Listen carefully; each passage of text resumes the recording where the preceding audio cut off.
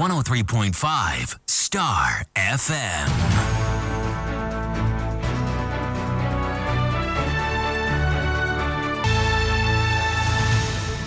Hello, good evening and welcome to Starr Today here on Starr FM. I am Tutuwaa Danso. And listen to our top stories this evening.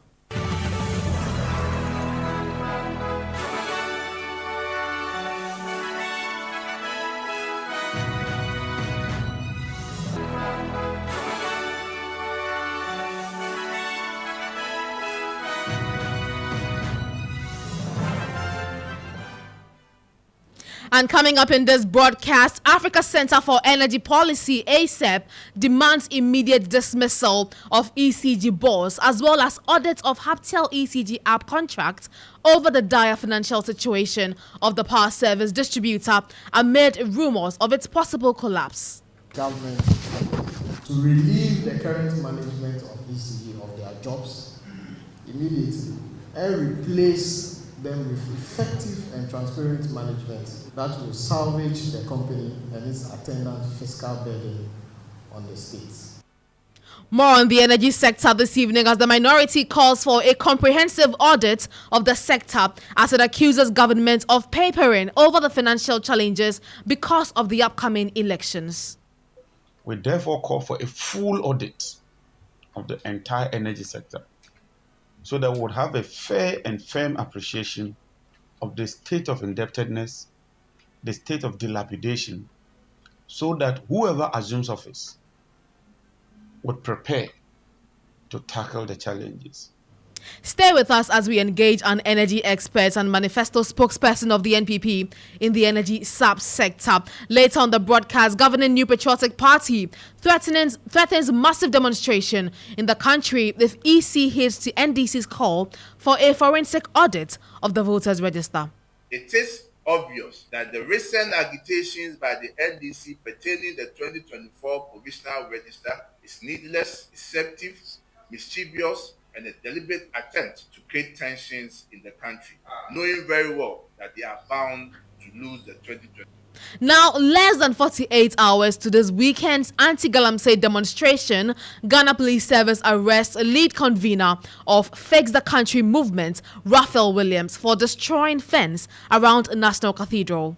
I open up the cathedral and I'm setting this record straight. They can come for me as they wish. I had to break the gates to allow people enter in there to go see what is happening there, because it is hurting that 58 million US dollars has been left in a pit and nobody cares about it.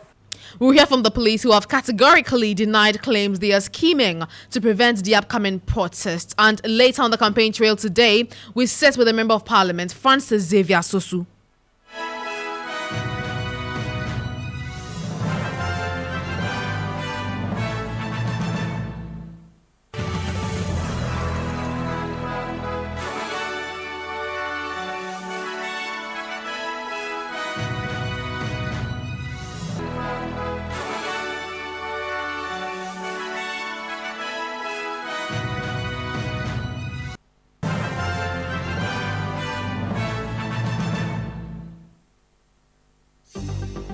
Starr News is coming to you live on Ultimate 106.9 FM in Kumasi, Empire 102.7 FM in Takoradi, Cool 103.5 FM in Ho, Rage and Might FM in Tamale, Somali FM in Wa, My Star Radio in the USA, also live on Facebook on Starr 103.5 FM and on starfm.com.gh around the world. This is Starr 103.5 FM.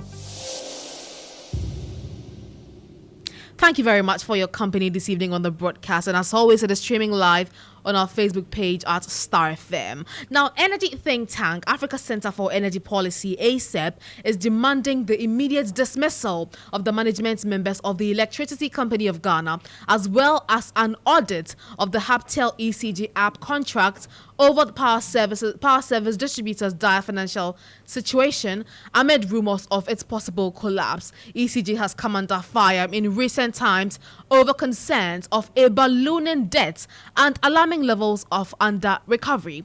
The situation has led to an alleged SOS letter from its regulator, PURC, to government, warning of a looming insolvency of ECG.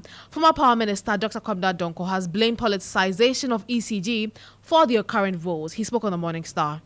The over-politicization of issues with the ECG has also not helped. ECG is registered as a limited liability company, but corporate governance, financial management has been more of political gearing than pure business. Issues of ECG have been too politicized by the management of ECG itself.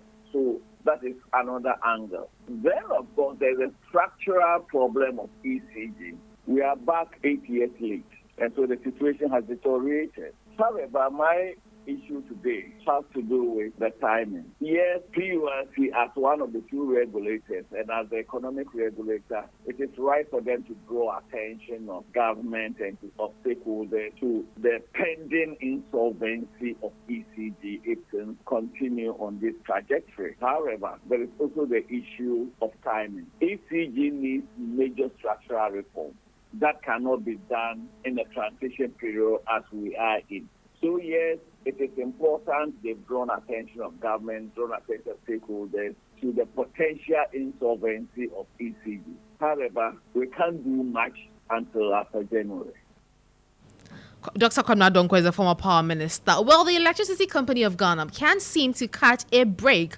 Energy think tank ASAP is demanding that the current management be relieved of their roles owing to poor revenue performance of ECG, estimating between 2019 and 2023, the energy sector recorded a shortfall of $8.52 billion. Kojo Yauche is a policy lead, petroleum and conventional energy at ASEP, and he addressed a press conference earlier today. ECG is not collecting enough revenue, and that is sinking the sector and the country in debt. If we do not spend the time, we are likely to end up in another debt crisis sooner than we anticipated. And that is why we are calling on the PLC, it has all the powers, to rein in ECG and provide some visibility over how much revenue it collects and how it spends it, especially on extra cash waterfall mechanism expenditures.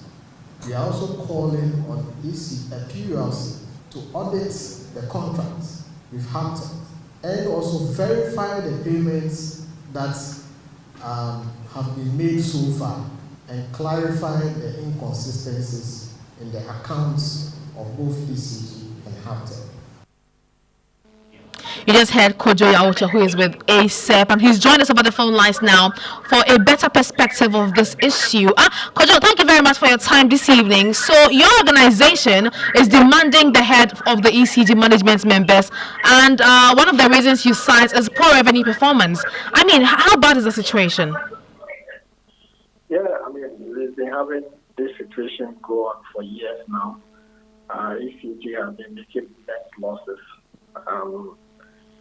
billions of dollars, and we feel that we have come to the point where we can't allow failure to persist any longer. That is why we are calling for fair. If you look at within the past 1 year, ECG is only able to collect about 43% on average of the revenue that they are supposed to collect from the power sector, and that is simply unacceptable. And we cannot allow this to fester, because what it does is that it creates a lot of debt for the sector that the government will now come to assume through the budget. And these are monies that government can be using to spend on social spending and providing social reprieve for citizens. The ESRP report, for example, states that between 2019 and 2023, the liabilities, the shortfalls in the energy sector alone that have to be mopped up by government was about $8.25 billion. That is the scale of the problem that we are facing in the country. Right, Kojo, now in terms of revenue mobilization, we know there was an introduction of an app to address these revenue shortfalls, but you have also a challenge with that solution. What exactly are your concerns? Well, the concern here, first of all, the opacity in the nature of the contracting, to the extent that the regulator of the space, which is the PURC, reach out to sanction this contract because it is taking money away from the revenue arrangement, doesn't even know about it, and it's now asking ECG to supply it that information. Secondly, we feel that that arrangement away and ash water that has been created and introduce some. Kojo, would you say that at the moment the app is not being operated in a more transparent way, reason for which we are not seeing the solutions that the app was supposed to proffer? No, those are two different things. Saying that Kojo, kindly position yourself well so we can hear you. Is it better now? It's better. Yeah, so those are different things. We are saying that the contracting process first, right, is not transparent to the extent that the commercial regulator doesn't even know about it. Secondly, the arrangement also creates a fund that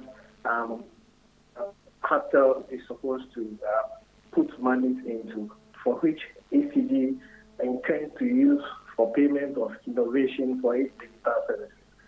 There is no determination of what the amount they have to put there is.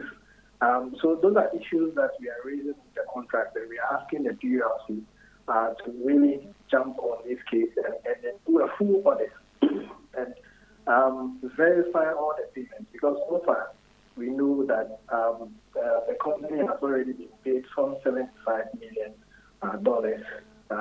cedis, and they are expected to be paid about 171 million Ghana cedis. Even for this figure, there are still variations between what the contract is saying and what capital as the service provider is also reporting to be getting from the contract. So we are asking the PRC to really audit these things and show more light and transparency on the arrangement. Right. Kojo, beyond the audit of the process, I mean, would you want the app to be terminated as well? No, it's what it is. The audit now will really tell what the next steps are. So the first step is to really ascertain the depth of the issues that we've raised.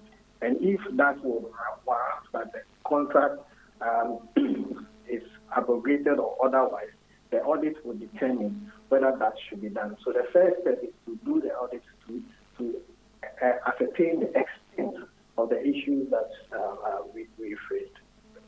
Kojo, thank you very much for your time this evening. Kojo Yawoche is with ASEB. And still talking about termination, we spoke to... Let's just stay a bit longer on energy issues, I beg your pardon. And the minority in Parliament is demanding a comprehensive audit of the energy sector. Such a move, according to the NDC MPs, will not only help establish the level of indebtedness of the sector, but also its true state. Addressing the media in Parliament earlier, minority spokesperson on energy, John Jinapo, accused government of attempts to sweep the challenges of the sector under the carpet, despite the over $2 billion overhang. So we are calling on government to be transparent. PURC, based on this report, has indicated that ECG is not abiding by the cash waterfall mechanism. And it's the cash waterfall mechanism that allows companies and entities throughout the energy sector value chain to get some revenues or payment. That has been jettisoned. As if that is not enough, the Ministry of Finance, since August 2023, has not paid up even one cedi for power consumed by ministries, departments, and agencies. And from our rough estimates, that debt alone balloons to 1.8 billion. Clearly, they are passing the buck, just trying to manage the system and hand over a dilapidated, aging equipment, collapsed energy sector to President Mahama when he assumes office. The energy sector debt alone, based on our rough estimates, is more than $2 billion as we speak. They are misapplying the energy sector levies revenues. They are also misapplying the energy sector recovery levy. And so clearly there's a major problem confronting us. We therefore call for does government make of all of these concerns with regards to the energy sector? We are joined by an energy expert and NPP manifesto spokesperson on the energy subsector, Kojo Poku. Thank you very much for your time this evening, sir. There are obviously concerns of ECG's viability as it keeps recorded revenue loss of about 50% each month. Is that something to worry about? Well, good evening to your listeners. You know, sometimes it amazes me how the media basically make a mole out of antihills. You know, there is a situation where there is a letter. Nobody has found out how that letter originated and what necessitated that letter. And everybody is holding the wrong end of the stick to basically make it look like there's a crisis and all things fall apart. It's not the case. You see, ECG vis-a-vis the energy sector indebtedness, which is the indebtedness in the value chain, is something that has been known for some time. A lot of measures have been put in place to mitigate some of these problems. What the ECG MD sought to do was to draw government's attention to a problem that exists within the revenue mobilization, which is the meters that they have, which are some of them, I should say, are obsolete. And they needed huge capital injection from the government, who is the majority shareholder of ECG, or to just say the only shareholder of ECG, to capitalize or help do an injection of capital to enable ECG to procure a lot of meters to replace these old meters that are being obsolete.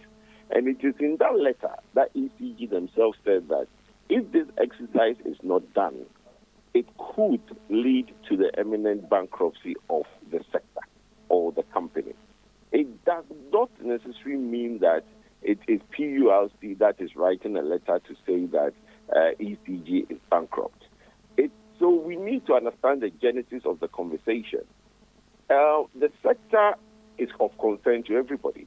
We know that there isn't enough money going into the cash waterfall to meet the demand or the payment to the value chain.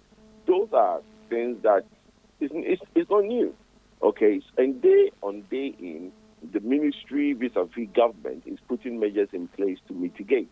You've heard that the Ministry of Finance is to pay a certain amount every month to the sector to basically meet government obligation to some of the things that's ongoing.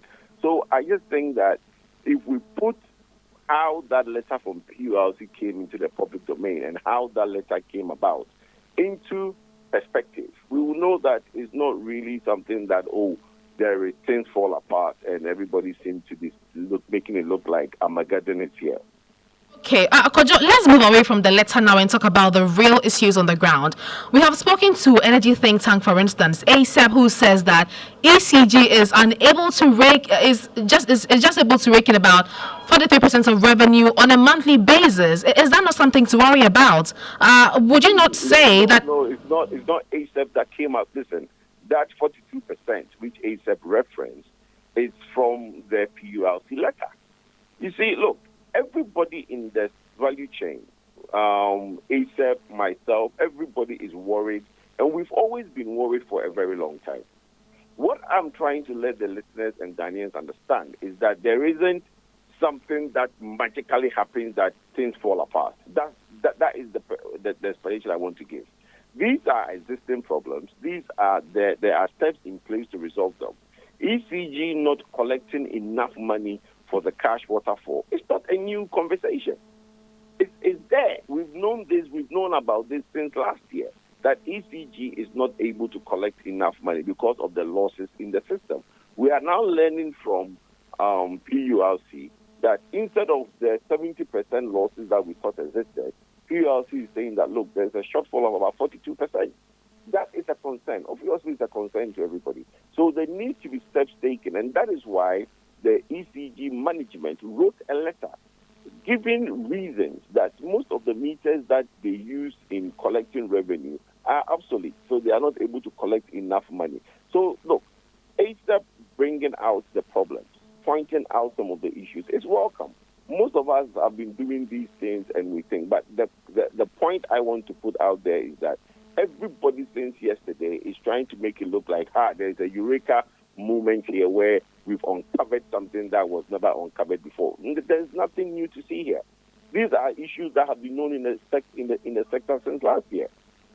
Right. Now, Kojo, the minority is also saying that government is trying to sweep the real issues with regards to the power sector under the carpet, and they are demanding an audit of the sector for all to know the true extent of debt of the sector. What are the real issues that the minority talks about? You see, my brother John Jenapo held a press conference, and he's making certain allegations. Look, like I have rightfully said, everybody is worried. Would now, for me, I'll join him in calling for this forensic audit, that forensic audit that he talks about. If it will tell us something different than we know, by all means, let's do a forensic audit to tell us something that we don't know. But these are issues that we know. We know how much money is used in generating electricity. We know that there's a shortfall on revenues collected by ECG. What are the steps that needs to be taken?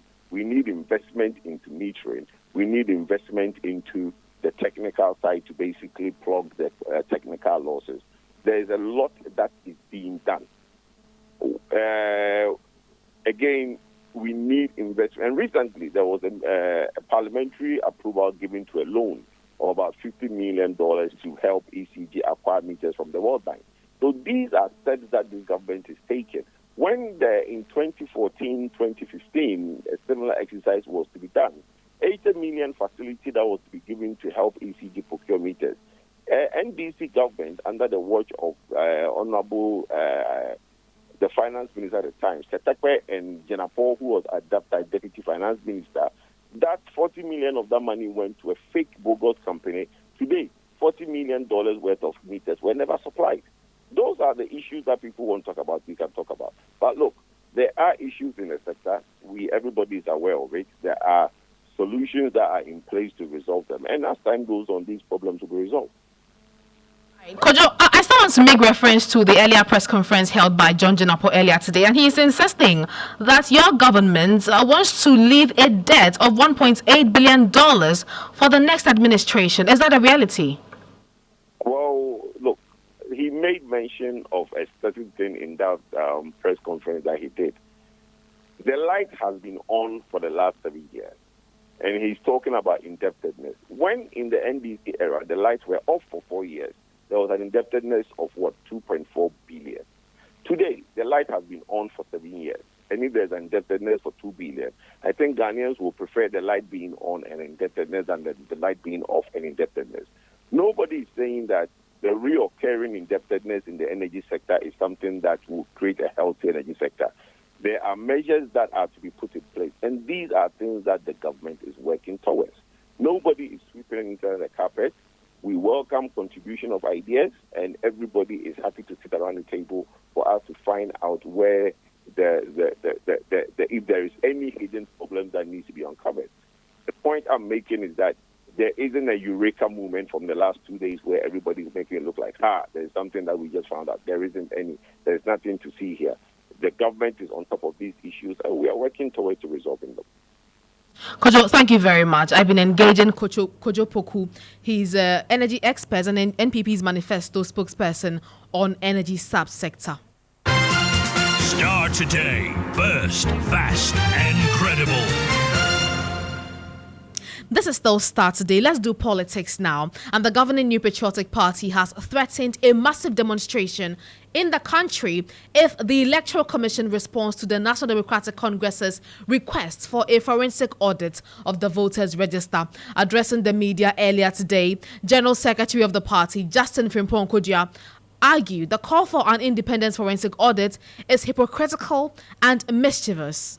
Mr. Mahama, why are you and the NDC not allowing the Electoral Commission to decide what to do, but are embarking on demonstrations? Hence, in our view of the above, it is hypocritical for the NDC to be ordering the Electoral Commission to conduct an independent forensic audit of the provisional register. Friends from the media, ladies and gentlemen, I will conclude my statement by referencing page 70 of the report by the 2015 VCRAC crab leg panel on the biometric voters register, which states that, and I quote, political parties and all citizens of Ghana exercise vigilance and maturity when the provisional registers of voters are exhibited so that they can check the entries and thereby help the Electoral Commission to have a register of voters as credible and as clean as possible. It is a shared responsibility, unquote. We ask, where lies the commitment of the NDC to help the EC produce a credible register when they are refusing to submit evidence of an alleged irregularity to the EC? In view of the submission made by the New Patriotic Party, it is obvious that the recent agitations by the NDC pertaining the 2024 provisional register is needless, deceptive, mischievous, and a deliberate attempt to create tensions in the country, knowing very well that they are bound to lose the 2024 general election. People also hit the street to demonstrate against the electoral commission. Then it will also mean that the electoral commission is not consistent, because in 2015 it's the same electoral commission that told us that they have the body, they have the capacity to make sure that internally they resolve issues. So we ask them what has changed.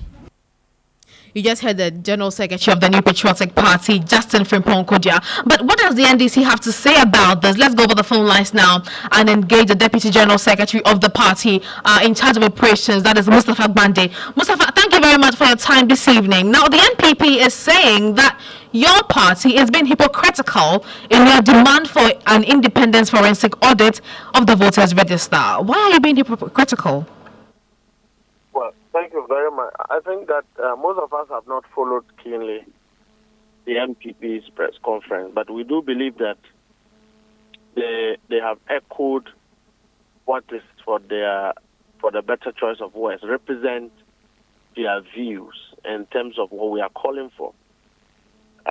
Indeed, it then exposes the Electoral Commission the more, because when one political party is going into an election and is calling for balanced forensic audit that will lead to a clean, a transparent election, and then you have another political party coming to call the previous political party as hypocritical, it's just a reflection of the whole opaque, untransparent, a clear orchestration within some actors of the Electoral Commission in bed with the MPP and using government systems to compromise the election.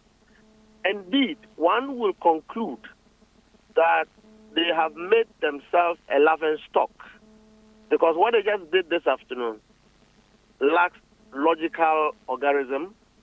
It doesn't meet standard of reasoning. When you put one on one together, it doesn't make sense. They've just made nonsense of themselves. And for me, I think that we should disregard these people. What is very important is that the NDC's call is stemming out of a constitutional responsibility of the Electoral Commission too. The NDC's call is supposed to lead to a more secure, transparent process, given the circumstance that we have shown beyond reasonable doubt, evidence, uncontrovertible evidence that one, our IT system is compromised. Two, that there have been some discrepancies in the current voter register. Every Ghanaian admits that the Electoral Commission, the people who responded to Afro Barometer, they didn't come from MPP headquarters or NDC headquarters. They are Ghanaians who believe that in the conduct and discharge of the work of the Electoral Commission, the people of Ghana do not have trust in the Electoral Commission. And so when NDC is calling for systems that will enhance the credibility and trust of the Electoral Commission, you have MPP saying this, look, they have sunk under the boat. They have fallen in the waters. The MPP is losing the election. We have curtailed their rigging machinery. We have blocked every avenue that they have put in place to rig this election. Right. Mustafa, well, interestingly, the NPP is insisting that you are doing this because defeat is staring at you in the face in the upcoming polls. Well, if they don't have anything to hide, what would they be preventing an audit of the commission for? Is it that they have planned to insert some names into the register that, with the vigilance of the NDC, we have blocked it? Is it that they have put some foreign names in the voters' register when all of us were sleeping, so we have succeeded in blocking it?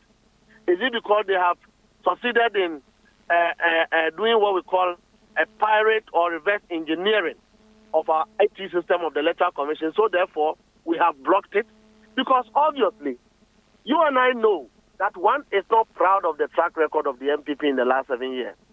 They know themselves that they have not worked. They know themselves that they have messed up. So what else will keep them in government other than rigging an election? And here we are. The MPP have lost 2 times painful elections. And we are up and armed to say that enough is enough.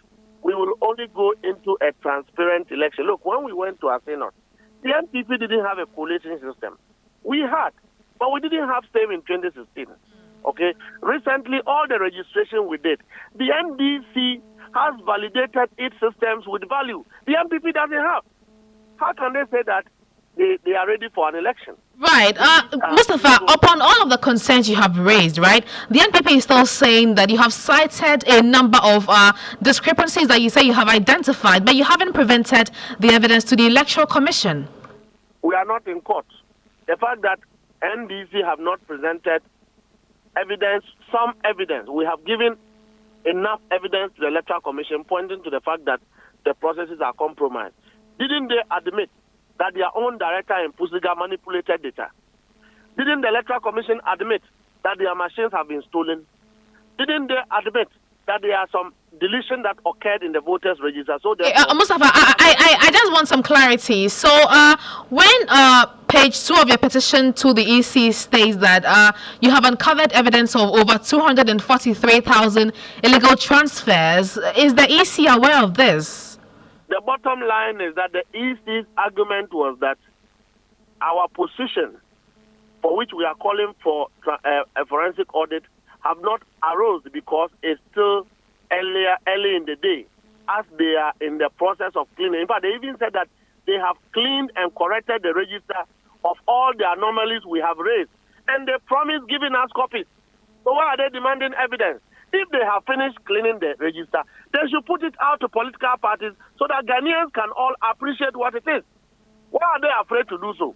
Right. When you embarked on your protest on Tuesday, you did indicate that if the Electoral Commission does not give you a favorable response from your petition, you are likely to hit the street again. What has been the process since? What has been the process? I mean, on the aftermath of the protests. I think that we have been responsible and restrained our supporters within the confinement of law and a peaceful demonstration, calling for what is right, what is law, what will lead to a transparent one man, one vote process in Ghana. But has the EC reached out to you?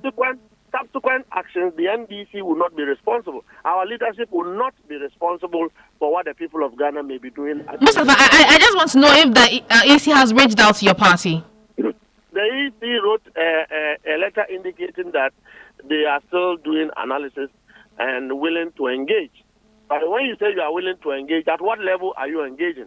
Are they calling for a meeting for us to proceed, even if it's to set up a committee or to look for an entity that is credible enough to audit the process? They should be the lead.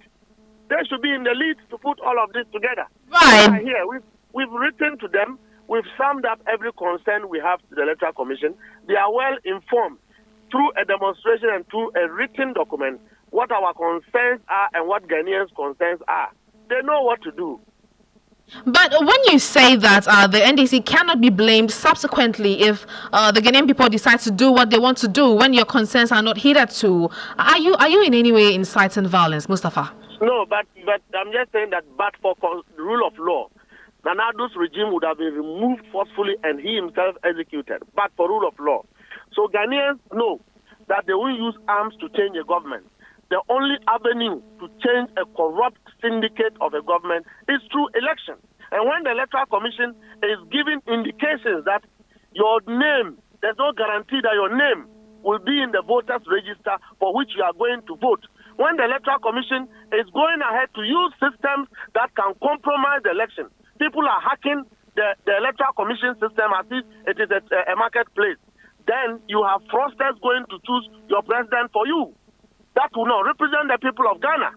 And so angry and hungry Ghanaians, frustrated Ghanaians who are willing to vote this government out, right. When they are angry with the government and the Electoral Commission failed to give them that assurance of transparency, they are driving the anger of Ghanaians to themselves. You don't know that? Mustafa, thank you. Right, thank you very much for your time this evening. I've been engaging Mustafa Gbande. He's the Deputy General Secretary of the NDC in charge of operations. You're still listening to Starr today on Starr 103.5 FM.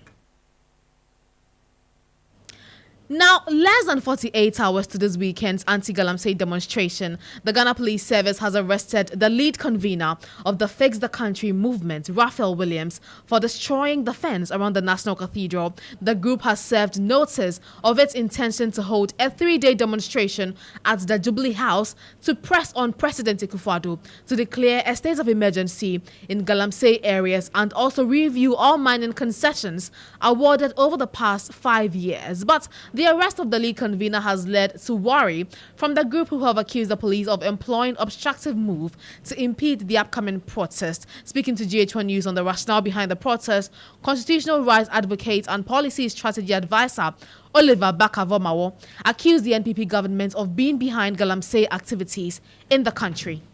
His cronies and his political appointees are the main people who are doing it. So it was a nation capture, a nation disruption agenda that they have. The Fourth State has just done a report which shows that most of the networks connected to illegal and irresponsible mining are politically exposed persons who are connected to this regime. So they took that message as their license to destroy our environment, not other people. The police have not engaged us in any way. We are discovering a lot of these things online. We heard about an injunction in the radio. We've seen a police statement on social media as well. I think that we have always been clear that whatever, come rain or shine, injunction or no injunction, we're going to show up. Because the urgency of the Galamsey conversation requires that, that usual politics and police obstruction should not matter in the way we approach. So you have a police institution that consistently has shown itself that when young people want to mobilize, they will use all kinds of obstructive measures to impede a demonstration. Now, because today we decided that, as we have done in previous times, we have respected these injunctions, even though they are unconstitutional. We're not going to do that anymore. Perhaps that is what's forcing them to change course. We're asking for 3 days to protest in a particular location. Locations which we traditionally block whenever there's a law, there's an officer, there's a visiting president who is visiting the country.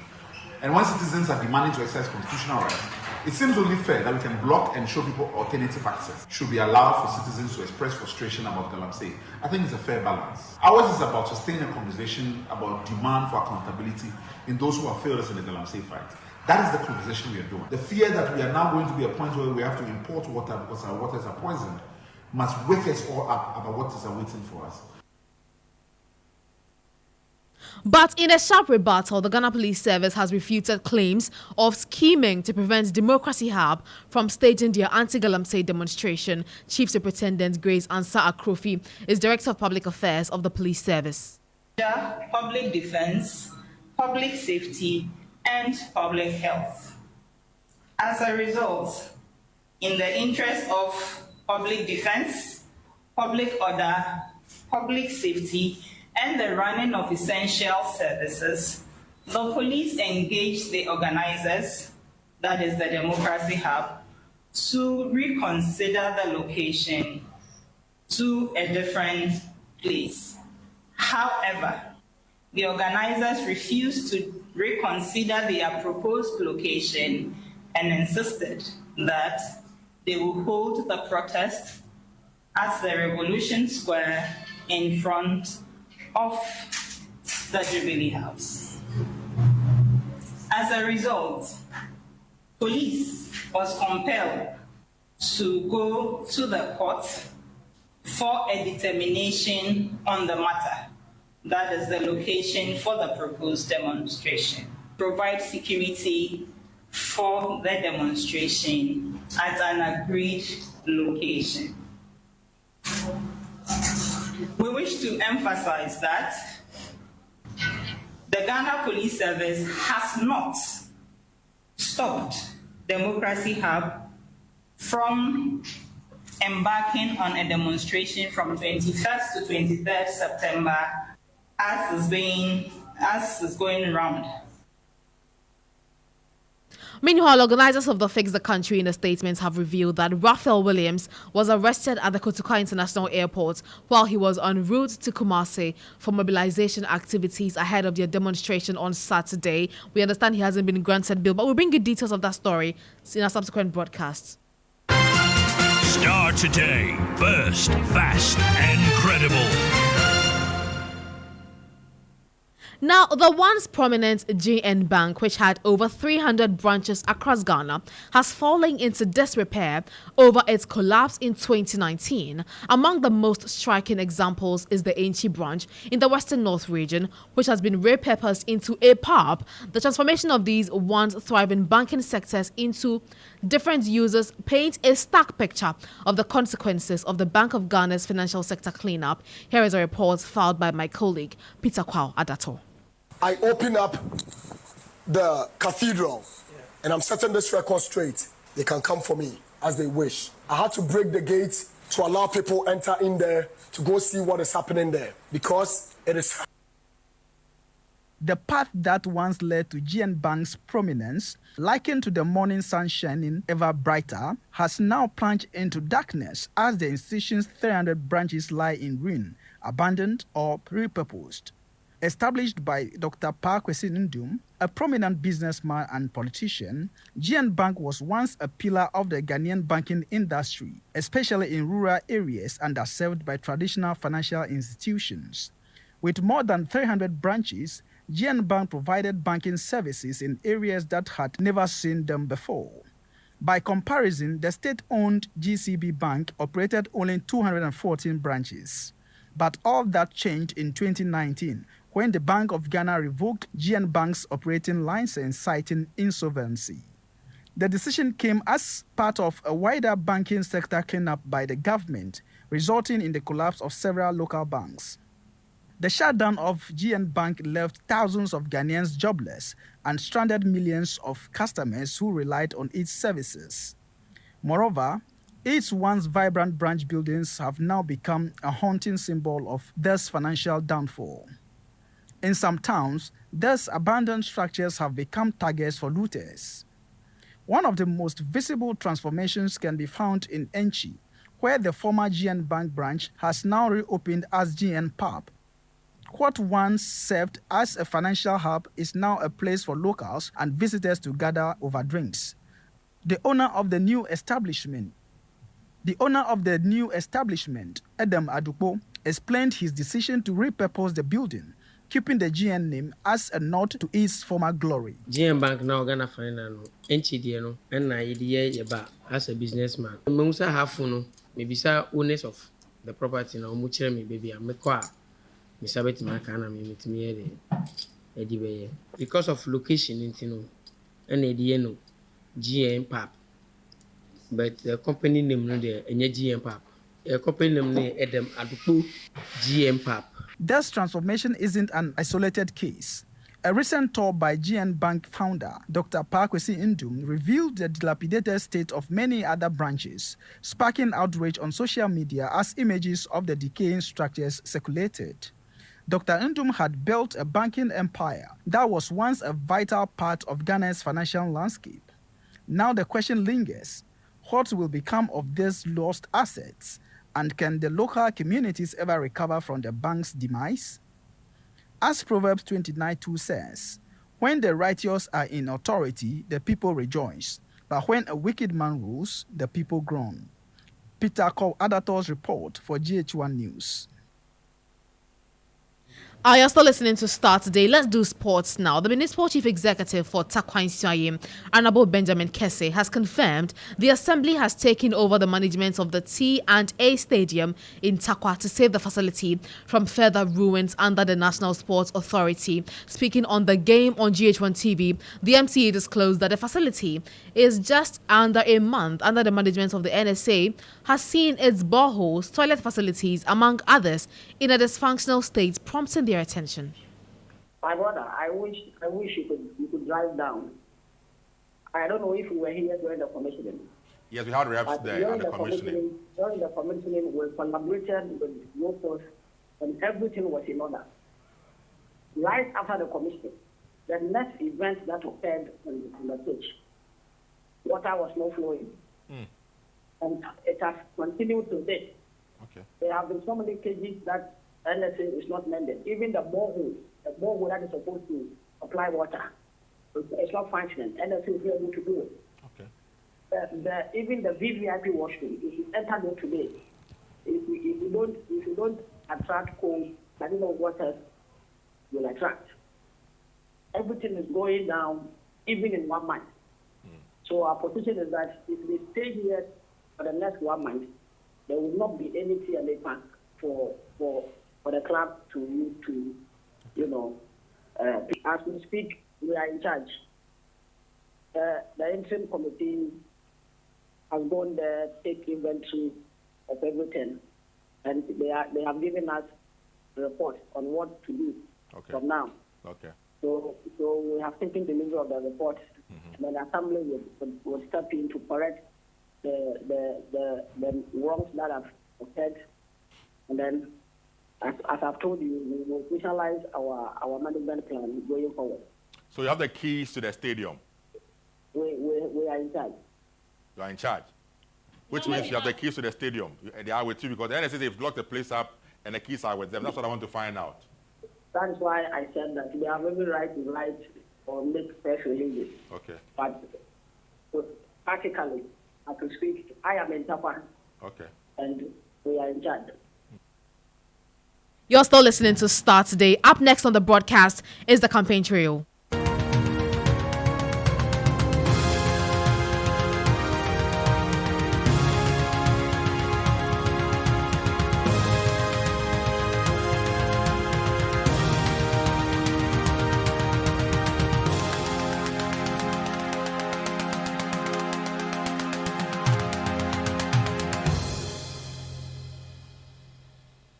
Well, this is your Simply the Best Starr 103.5 FM, and EIB remains your 2024 election hub. It is now time to take you on the campaign trail.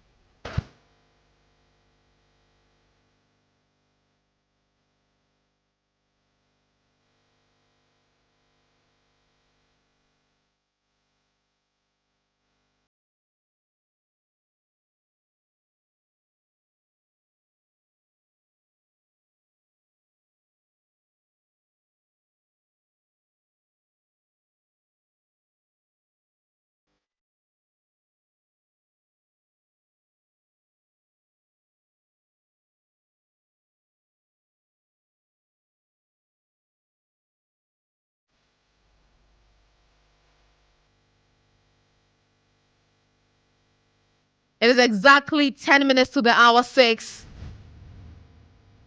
And in 79 days from today, polls would have ended for the election 2024.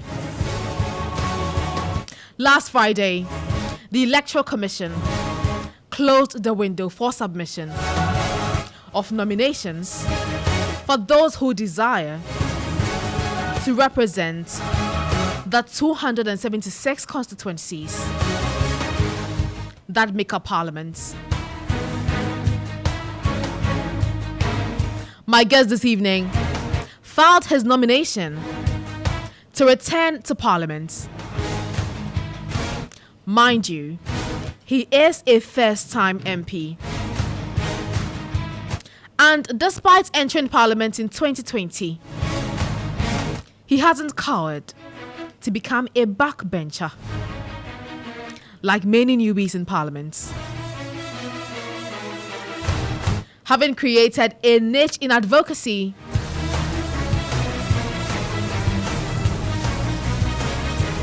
he led some of the private members' bills.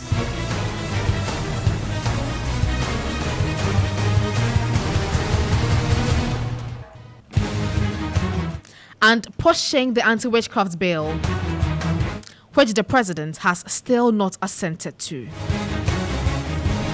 He recently proposed new bills seeking to push holidays to weekends. Well, that certainly came with mixed feelings in the party. But my guest shot to fame as a human rights lawyer. We cannot forget the tussle with the General Legal Counsel, and we may touch on that. As he sits on the Constitutional and Legal Committee of Parliament. But if you are in Damfa, Oyarifa, Abokobi, Pantang, Zango Lane, I sat with your MP for the next 30 minutes at least. My guests, MP for Medina and NDC parliamentary candidates, Francis Xavier Sosu. Remember that we are live on Facebook on Starr 103.5 FM. And you can also send us your WhatsApp messages on 055 0228 0216. Again, it's 055 288 0216. This is your campaign trail.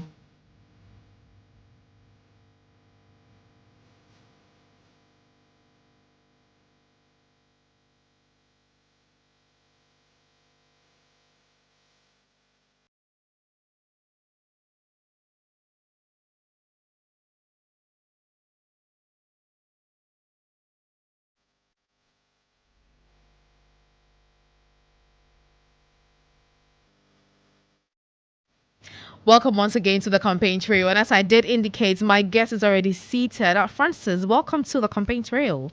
Thank you. It's a pleasure Tutuwaa. to have you. Absolutely. Right. It's a pleasure having you too.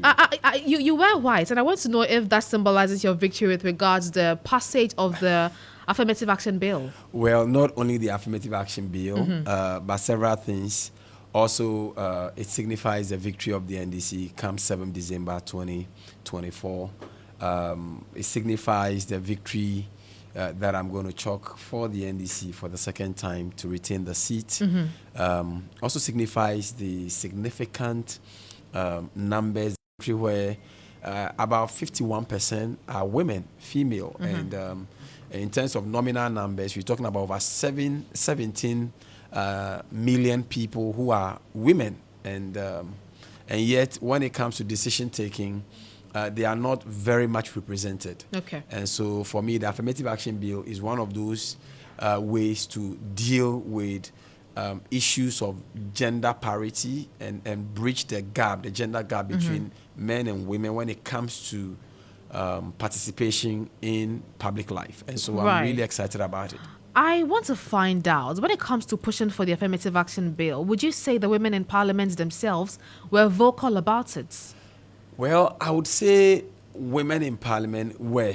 In fact, they've always been, except that, when you have a male-dominated parliament, what else would you expect, right? You know, it's the women have always been at the forefront. I recall that even recently when I was leading the way with bills to remove taxes on sanitary pads, extension of maternity leave from 3 months to 6 months.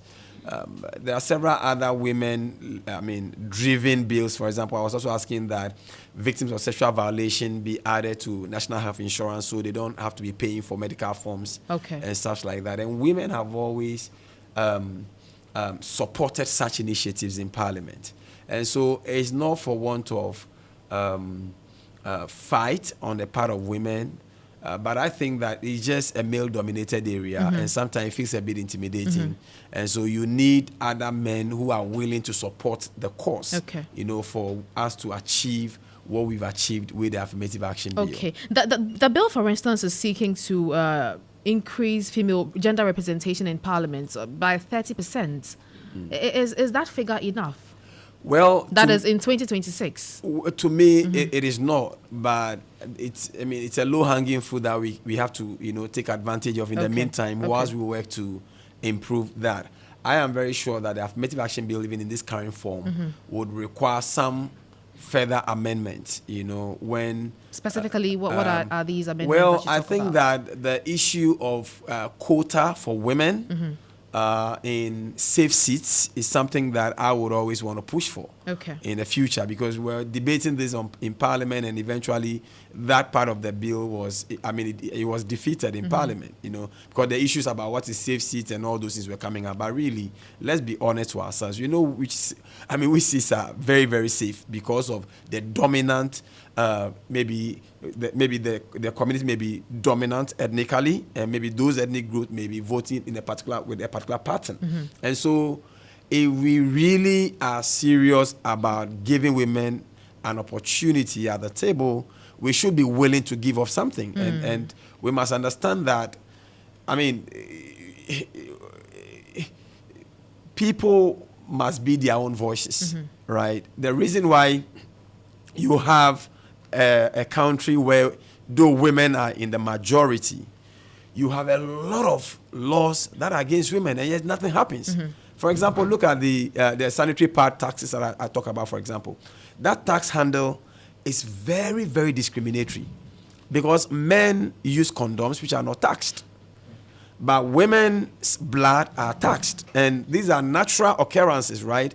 But how did we even come to that point to accept taxation of sanitary pad or taxing blood, essentially, right? And if you look at even the tax component on them, it's unbelievable. So the issues of period poverty is so critical, and yet the attention given it, to me, is not satisfactory from the state level. But it is so because you have a male-dominated environment trying to take decision on the menstruation of women. So you will definitely not get the kind of feedback you need to get. It's the same with issues of exclusive breastfeeding and the need for extension of maternity leave. It's the same with almost all the female related issues that we've been fighting. Look at the witchcraft accusation bill, for example. That is our next subject. I traveled all the way to witch camps, right? And I'm challenging the president to travel to the witch camps. If His Excellency Nana Addo Dankwa Akufo-Addo can actually move to the north and visit Gani, Batinga, Gushe, go to Gambaga, and go to these witch camps and see these women and the condition in which these women are. I'm telling you that the first day we went there, we came back and everyone said, you know what, let's pass this bill tomorrow. But we still had to go through the motion, right?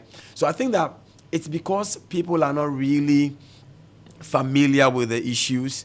They haven't had first-hand information about the issues. So it's so difficult for them to be very articulate and very passionate about dealing with those issues. And it's also part of the reason why I believe that the witchcraft bill has not have assent, even though now I'm happy that affirmative action bill has assent, and I'm hoping that the president, just as he signed the affirmative action bill, will also sign the witchcraft bill before he leaves. But he says that signing that bill would have dire consequences on the consolidated fund. Did he give the particulars of that dire consequences? No. So it's just mere political talk. Mere political talk. I mean, what value do you place on women who are killed every day on account of witchcraft accusation? What value? How much? What is the price of elderly women who are killed every day on account of witchcraft accusation? In fact, since this bill passed, 7 other elderly women have died on account of witchcraft accusation. The latest one was in Kumasi, where someone was told in church or something that the mother was a witch, and he went home and then set the mother ablaze. So the point is that the issue is a very critical issue. It's been with us for a century. So if today you have the 8th Parliament mustered courage to pass it into law, this is not a time for us to be giving, excuses with a consolidated fund. In any event, if you look at the Constitution of Ghana, there is nowhere in the Constitution of Ghana that gives the president that opportunity to use that excuse not to assent to the bill. Right. We'll talk about more bills because you have proposed a number of them. Let's talk about the holiday bill, very popular holiday bill that you proposed. What informed your decision to embark on such a thing? Well, I think that, societies are changing, and so we might be more progressive with how we organize ourselves as a society, and that was what actually informed me. We have what we usually call the bank holidays, where when a holiday falls on a productive day, you actually shift the holiday to what we call a less productive day. In fact, there are several researches that back this, so that anytime you have your holidays falling in between, like say Tuesdays and Thursdays, you shift it to like Friday, and it makes it easier. Then when you go on Friday, you know that Saturday, Sunday are all part of the days. And then also, when the holiday falls on a weekend, it's marked as a holiday. Okay. That way, you don't need to move holidays from Saturday to Monday.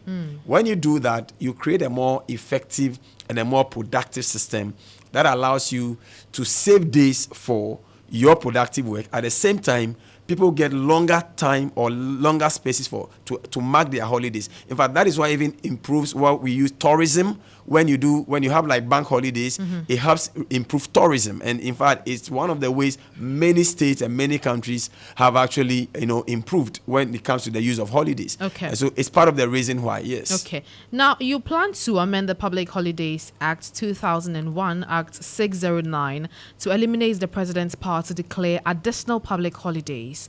Why then are you asking for 2 holidays for the Muslims? Very, very interesting.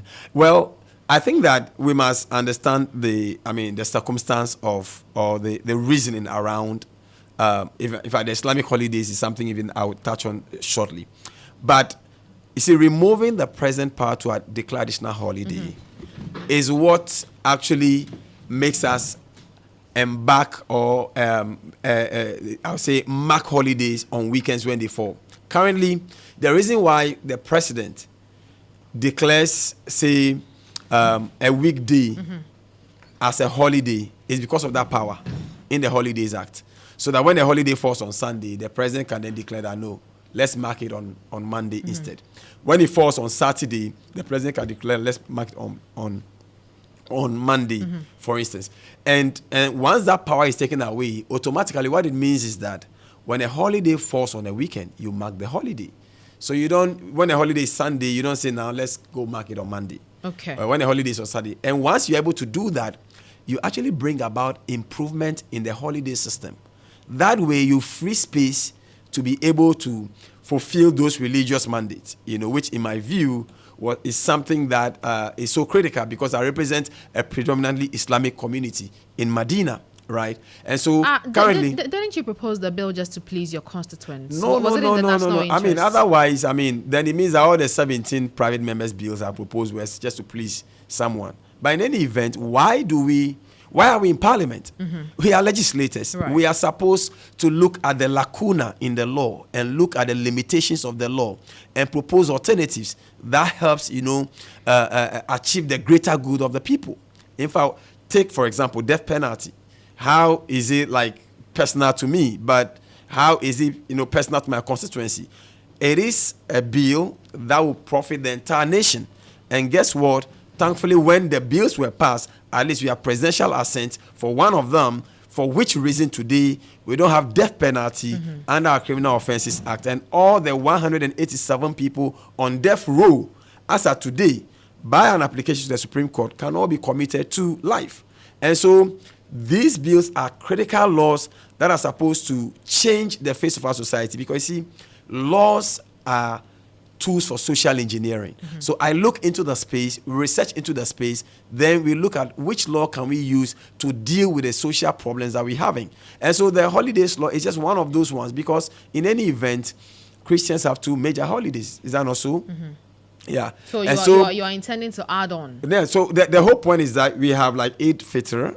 So before the Eid, now His Excellency John Dramani Mahama has actually made a bold statement on that with an NDC government, there's going to be an automatic 1 holiday. And so that is a given. So as a private members initiative, I will be pushing that the Tashriq holiday, which is it before? No, that is a day after the Eid Adha. Right. So a day after the Eid Adha and a day after the Eid, are all supposed to be holidays. That way, it kind of brings parity for me. And these holidays, when they are declared, even though they are maybe a religious holiday, it's not marked by one person. So it's not like because it's an Islamic holiday, it's only Muslims that are marking it. It's a national holiday. So all the issues that come with tourism, both the ecotourism, people who take advantage of holiday makers, you also need rest sometimes, and so on and so forth. So once you take away the power of the president to declare additional holiday, there are still opportunities to then do what we call religious inclusivity in terms of, using additional holidays, adding on to, those of Islamic faith. So that is a creativity that went into thinking about the holiday amendments. But don't you think there are too many holidays in Ghana? Because you have raised concerns about productivity. Honestly speaking, the answer is a no. Okay. You see, because it's only because we have not properly used our holidays. In fact, in some jurisdictions, there are several holidays. Unfortunately, I didn't know that we're going to zero in on holiday. I would have brought all the research that I've done in that space, right? And there are several countries, in fact, the holidays are a source of a lot of income. They are a source of income to the state. The only thing is that we haven't used this well. And so the fact that we haven't used this word does not mean that once there's a holiday, it means that productivity is going to be affected. And that is also the reason why we are introducing the bank holiday. Because the reason why you complain today that there are too many holidays and productivity may be affected is because those holidays sometimes fall on weekdays where you are supposed to be working actively. So if it falls on the weekdays where you are supposed to be working, obviously productivity could be affected. Absolutely. But once you have a regime of a bank holiday where no holiday is going to be marked during an active productive time, then that argument will not even arise at all. Okay. Now, the final bill we'll talk about is one which you have vehemently opposed to. That's the anti-gay bill. Well, that is quite incorrect to say vehemently opposed. Because I was a chairman, a deputy ranking member of the Constitutional Legal and Parliamentary Affairs Committee that recommended the passage. So how do you vehemently oppose and recommend its passage? You say the provisions in that bill are too draconian. Well, I haven't said that. Unless if you have. So you agree that the bill be passed? Absolutely, but we recommended the passage of the bill. Okay. Yes. Okay. But you say that gays going to prison, for instance, is not the best. I think that, these are very contentious matters, and I try not to have conversation about them because many people simply tend to misunderstand these conversations. And that is why I will leave it at only one point. The country has spoken, a law has passed, it's before the president for assent. We are waiting for Ronaldo to assent to the bill. Then we implement. So you'd absolutely agree with whatever he decides. He should sign the bill and let us implement the bill. Very interesting. For a human rights lawyer. But you're still listening to Starr today, and the program is The Campaign Trail. It is streaming live on Facebook on Starr 103.5 FM. And of course, you can join us with your thoughts and comments on 055-288-0216. Francis, let's talk about your constituency. As a first-time MP, how has it been for you? I think it's been very interesting because I came from the background of activism, human rights activism for that matter, been to all kinds of prisons, done justice for all programs, litigating from district court all the way to Supreme Court in respect of people's rights and trying to stand up for people, particularly the most vulnerable. And then found myself in politics where now I have to translate all the things that I used to do as an activist into my political space. And in fact, I would say that was part of the reasons why I have led a number of private members' bills. Because I've been to those condemned cells and seen how people struggle. That's the reason why I was passionate about the need for us to abolish death penalty. I've seen how women are so vulnerable when they're accused of being witches. That's why I led the way that we can pass the anti-witchcraft bill. I've seen women, in fact, I've been a lawyer to many victims of sexual violations, some of them 12 years, 13 years, and sometimes they don't even have money to pay for medical forms, and for which reason, because they don't have money to pay for those medical forms, they are denied justice and so on and so forth. So it's part of the reason why I brought a bill to add those conditions to what we now call the National Health Insurance Scheme and so on and so forth. So I think that from activism coming to the table of policy, the things that I believe in what I'm pushing now in Parliament. Now, quite apart from that, once you're a member of Parliament, you are also an agent of development. Now, development can be categorized into two broad categories. One is the physical infrastructure. The other one may be human development. Physical infrastructure is mainly driven by the executive agenda.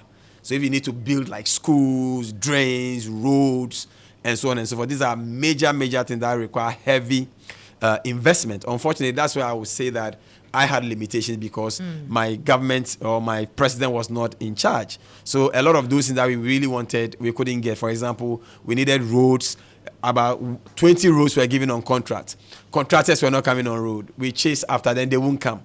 For example, the Danfa Mensa road like this, over 11 million Ghana cedis. We chased this contractor, sir, he never came. The I contractor led has demonstration. been paid 11 million Ghana cedis. That was the contract he signed for. So once you sign for that contract, it means. But that I mean, do you know if he was really paid? I don't know. Or about, it's just paperwork? No. Well, I can't tell. But once, I mean, we have cited the contract and you've been given the contract, you came to site and began something with your equipment. We assume that you should have done. I mean, before a contract is enforced, there's always offer acceptance, intention to create legal relations, and then there are some considerations that makes people take over those contracts, right? So he probably came there because he had some belief or some promise or something, but he never did any of them, right? And so in terms of physical infrastructure, we had a lot of deficit. Even though we did some grading, there was some improvement of some school projects in the number 1 school there. I've been working on the Umar Abu Hattab school, the fence walls, and a few other bridges. And I think that also investing in what we call the Water for All project, making mechanized boreholes for about all basic schools in Medina constituency. Beyond those ones, where what I would call the human development projects, because that was where I did so much work. Because I began what we call the Medina Job Center, for example, and the Job Center, which I started in 2019, even before, I think 2020 rather, before even winning the general election, has been in the space to do job connections, prepare people for entrepreneurship. We have skills development, and as of today, we've impacted over 7,000 people. Most of whom have either got a direct job connection or some of them who have become entrepreneurs. We did women in mushroom making. We've done all kinds of stuff. In fact, in October, we'll be graduating our first batch of students who have actually gone through training and are ready to be graduated. That's for the job center. But apart from the job center, we also have the medical outreach program. And for the last 4 years, we've done so much. Every quarter, we do medical outreach across the constituency. And we've impacted over 10,000 people. Some who were even blind have recovered their sight because I think it was glaucoma. And we had to do free surgery for some of them. And they recovered their eyes in terms of the medical. And then last year also, we donated medical equipment worth over 1 million Ghana cedis to almost all public hospitals in Medina. And Danfa Medical Center benefited from our delivery bed projects where we have to provide them with delivery beds and so on and so forth. Then we have the education also. In education, we've done also massive investment in books. Last year, we did over 23,000 books, Montessori books at the cost of over 1.4 million Ghana cedis. For basic school students. Yeah, basic school students. Yeah, almost all the schools had copies. And then we have our almighty Best Teacher Awards that we do every 2 years, where the overall best teacher in Medina goes home with like a brand new car as a way of teacher motivation, right? So a lot of things have been ongoing, and we have the Islam project that does our annual Ramadan outreaches, Susu Salah fairs for all children that attracts over 1,000 kids every year. A lot of fun stuff that we do in Medina, which I believe that are all innovative. That back in Parliament, we show work, and when we come to the community too, we show work. And for me, that is what a member of Parliament should be doing. And do you think your constituents are happy with you? I believe that my constituents are. I mean, it depends on what everybody expects. There are many people whose judgment of a member of Parliament may be maybe how much stipend you give him or her a day. Obviously, such a person may not be happy. But for those who believe in development and who see development and who see investment in people, my educational program, for example, have put more than 20 people in advanced training, master's program and so on and so forth. So I think those who believe in human development will know that what SOSU is doing is exactly what members of Parliament should be doing. Okay. Francis, your former NDC branch chairman is contesting as an independent candidate. How does that make you feel? It doesn't make me feel anything at all. Do you feel betrayed? Not at all, because I don't think that it will be a significant contest. You don't think he's going to shake up your chances? Absolutely not. I mean, I can assure you that His Excellency John Dramani Mahama, this time round, and myself this time around will record not less than 120,000 votes in Madina constituency. Right. We also know that Awal Mohammed, he contested with you during the primaries and he was disqualified. No, that was maybe Prince Moses Zakaria. Zakaria, I beg your pardon. He initially wanted to go Zakaria. independent, but let it go and came to join me. Oh, in fact, he goes around campaigning with me now. You've resolved your issues. Oh, of course. When His Excellency John Mama was around, he actually spoke during our Madina outreach. So I think that, we are focused. And I can assure you that, we'll have this conversation again on the 8th, on the 9th, and you would see that my prophecies actually came to pass. I see. Now, you spoke about doubling your votes from 60,000 to... It was 63,000 to 120,000. 120,000? Yeah. How feasible is that? It is feasible because in the last election, even though I had 63,000, about 42,000 people never turn up to vote in Madina. But before you go on, what is the voter population in your constituency? Last year, in 2020, it was about 121,000. 121,000. Then, before the assembly election, it rose to about 151,000. Right. As we speak now, after the limited registration, we are almost approaching 165,000. Oh. Yeah, so it's significant. Yeah, there's a significant rise, and that's why we are confident that, if MPP tries and pulls like some 20,000, and we are able to get you think the NPP is going to do 20,000? If they try and they get about some 20,000. But Robert is not sleeping, so how then do they get 20,000? Well, I don't know about that. I don't know whether he is sleeping or he is not sleeping, but I'm just from a constituency watch where he never showed up. He's never showed up for any program, for any constituency. He's run away from all debates. Campaigning. No, that's not true, because we've been through the constituency everywhere, but he's been running everywhere, running away. Anytime there's a need to really campaign, so we can see what you've got, you know, bring it on. He's always run away. So I don't think that he is a very, very serious candidate that anybody should be too worried about. I didn't say that. I'm saying that his candidature is not a serious one that anybody need to worry too much about. We are confident that the Madina NDC is united. Right. We are compact. By the special grace of God, we're going to make it happen. Look, 2 weeks ago or 3 weeks ago, when Dr. Bawumia came to Madina Zongo, only 4 people came out to sit in their bus. Oh, that's not possible. 4 in their bus. You go to Madina Zongo and check. When His Excellency John Mama came last weekend, about Monday, go and see Zongo. Oh. It was massive. No. I don't believe you. Did you see any news item on Dr. Bawumia's visit to Madina? I haven't paid attention, but it doesn't Please mean that pay attention. You can let four people let your newsmen find out how was Bawumia's engagement in Madina. How did that go? And compare it with His Excellency John Dramani Mahama. Madina is green. Fala is green. It's so green. Madina, the it's hot so spot, green. One of the main hot spots. They mentioned a while. He's one of their people. They thought they could use him to startle the Madina NDC. Awal was with the NDC, wasn't he? No, but you know this is politics. So you do you remember when His Excellency now he's an NPP guy? When His Excellency John Mama was talking, he said that Ojainba, osi Ojain nama one ne ba nenam.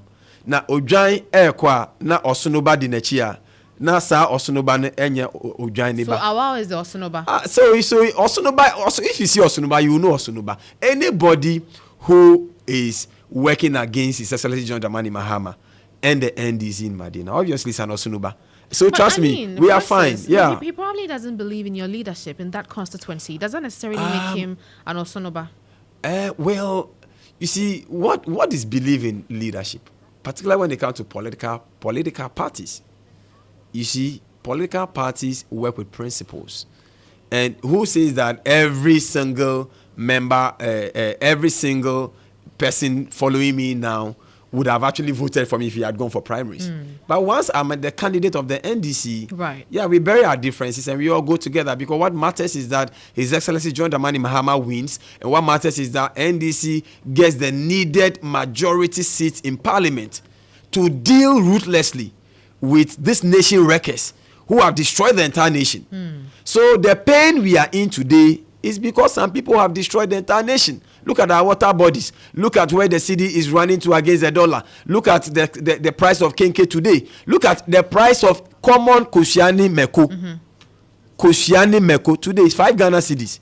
So the people who put us in this situation are the people we need to chase away. Okay, now not fight each other. Talking about the NDC being the majority in Parliament, have you picked up signals that you're likely to be the majority in Parliament come the next session? I am absolutely confident that the NDC by 8th December, 9th December. No, before 8th December for your next session. Absolutely. Because we know the independence candidate has picked form to contest on the tickets of the NPP, and that means that he's not able to be the second deputy speaker. Oh, you mean before we actually rise? Exactly. Oh well, I mean, okay, that's news to me if I haven't seen that news, but that would be a good news. It eventually means that we become majority in Parliament. The more reason why we will be dealing with the Electoral Commissioner if he doesn't allow us to do the audit. Because once we reconvene Parliament and we are the majority, we'll deal with her. But the NPP is planning to protest if how would that happen? That audit is conducted. Do you know how that sounds? No. It's like a thief has been caught, and somebody is saying that if you are going to investigate that thief, you are going to fight you for investigating that thief. How does that even mean? Somebody is doing the wrong thing. People are demanding that you do the right thing. Somebody says that if you allow her to do the right thing, we are going to protest. How sensible is that? Okay, but it's incongruous. Okay. It doesn't make sense. Okay, but you are part of the party. I mean, the conversation really has been about your party submitting evidence of discrepancies to the Electoral Commission, but you have refused to do that. I think that is also a false narrative. How is it a false narrative? It's a false I spoke to Mustafa Gbande earlier, and he's very insistent that since they are not in court, they don't have to submit all evidence found. No, you see, you are going into a major election where even the referee is already polluted. You see, Mensa is polluted. It's polluted. On what basis? I mean, when I talk about the referee, I'm talking about the commission. The commission, right? On what basis? On basis that MPP, non-MPP fanatics are on the commission. Mention 3 of those people. Oh, I mean, is this news? I cannot be quoted. You can. This is not news. It's not news at all. I just need 3 names from the commission. In fact, this is not news. This is not news at all. That non-MPP fanatics are on the commission. Example. Non-MPP commission members, non-MPP members are on the commission. And because of that, the NDC is not going to go into this election, pretending we don't know. Otherwise, it will be like a proverbial ostrich, where you know what the problems are and yet you are pretending you don't know what the problems are. In fact, the reason why we are where we are, the reason for the suspicion is because of how the EC has conducted itself all this while. It is because the EC is polluted, is poisoned. And so the fairest thing to do at this stage is to open up if you have nothing to hide and say that, guys, even though you guys are suspecting that maybe we are doing the wrong thing, we want to prove to you that we are doing the right thing. And for that reason, let's call the media, let's call Peace Council, let's call the religious leaders, let's call the political parties, let all stakeholders sit down. This is the system. Let's do the forensic audit. Francis, we will talk about that extensively, but we are about to wrap up. You are very confident about retaining the Medina seats, but you are well aware that constituency is a swing one.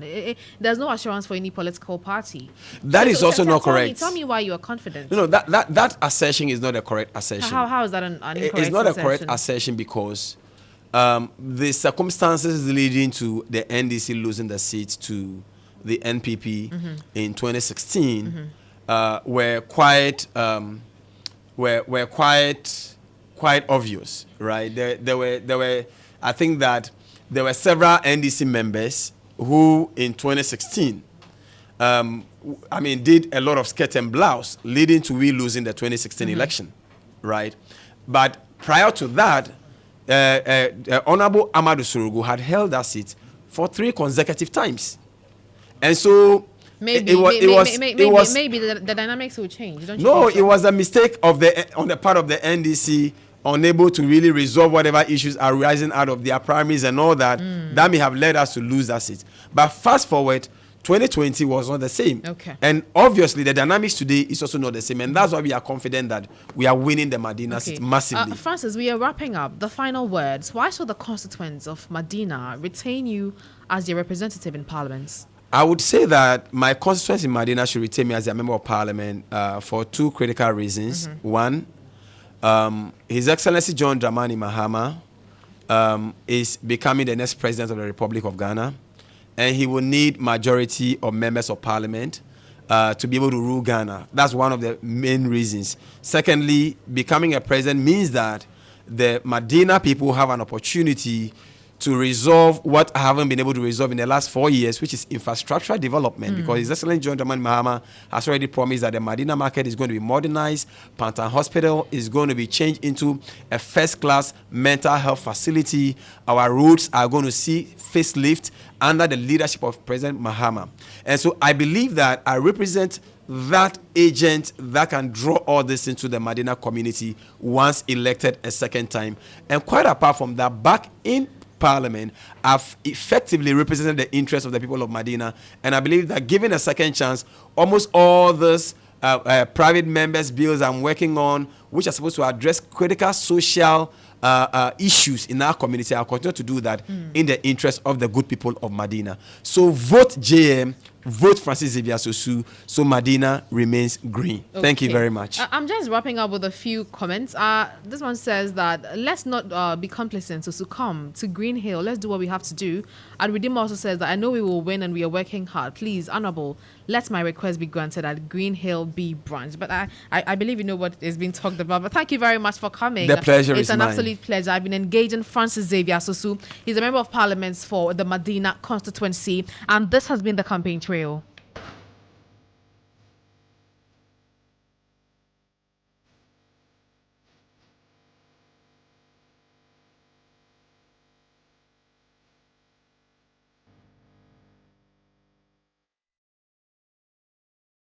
And that wraps up the broadcast here on Star today. For more news updates, log on to starfm.com.gh. I am Tutuwaa Danso, and this production was led by Eko Anan Edem Kojo, Prince Essien, and Benjamin Saki. And for more news updates, once again, visit starfm.com.gh. I am Tutuwaa Danso. And at 7 p.m., Bolare is on your radio with Star Charts. Have a good evening.